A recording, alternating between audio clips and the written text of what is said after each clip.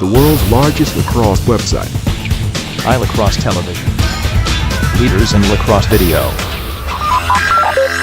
You're watching iLacrosse Television. We're at the ESPN Zone in Baltimore, Maryland, and you're going to see a fan preview of the four major lacrosse coaches here in the Baltimore area. It's UMBC, Towson, Loyola, and Hopkins. Thanks for clicking in. All right, Coach, thanks for joining us. You started your season last Saturday against Notre Dame with a 10-9 defeat. What did you see from that game that really excites you about your team? And also, what did you see from that game that you guys need to fix before you step on the field with Towson this week? Yeah, we did have a 10-9 game. That was a barn burner going back and forth. You know, the one thing that I would say that I learned about our team is that they're just going to show a lot of heart. There's going to be no quit in the Loyola 2009 team. You know, they went on a run, then we went on a run, and then in the whole second half, it was a one-goal game back and forth. Unfortunately, they would go up by one, and we would, you know, get the equalizer, and we just couldn't get over that hump. You know, we walked away from that game knowing that Shane Coppins is going to miss the next game as well, and he's our offensive leader. And I think that we're going to challenge our guys in Matt Langen and Cooper McDonnell to take that next step and to be our offensive leaders, though Shane will miss the Towson game and be returning in 2 weeks. You know, we kind of looked at some of the things that we did offensively. We need to value the ball a little bit more. We need some offensive middies to kind of step up their game in offensive production and to, you know, I guess make better decisions with the ball. But you know, I won't say that, you know, there was any quit. We may have made some mistakes, but we were trying hard out there, you know, and we just need to manage the game a little bit better. Certainly this week against Towson, but for the 2009 season.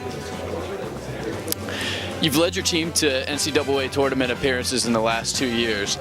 What do you see being the keys to Loyola making the tournament for a third straight season?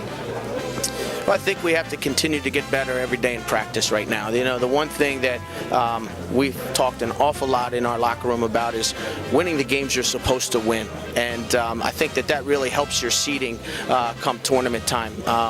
You know, last year we were able to secure the AQ and the ECAC, and we were the 16 seed, which pits you against Duke, which was pretty good last year.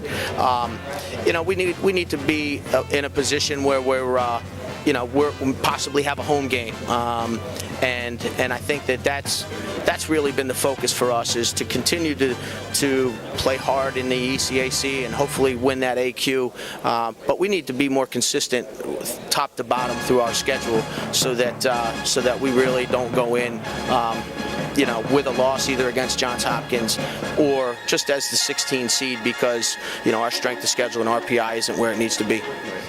You mentioned the ECAC. You guys won the title last year. Who do you see being your toughest competition this year while you guys try to defend that title? All of them. You know, I think that the ECAC probably year in, year out is going to go through Georgetown.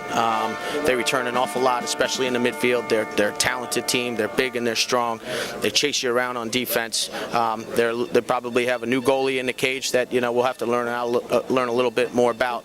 But Penn State, I mean, they're always getting those local recruits. They're a big, strong, athletic team, as is Rutgers. You know, and traveling to UMass, I mean, you know, and St. John's and a Fairfield and a Hobart. I mean, those games when you're on the road and you're playing league games, they're tough. And you know, I would certainly say that Georgetown, I think all of us as coaches would agree that it probably goes through them.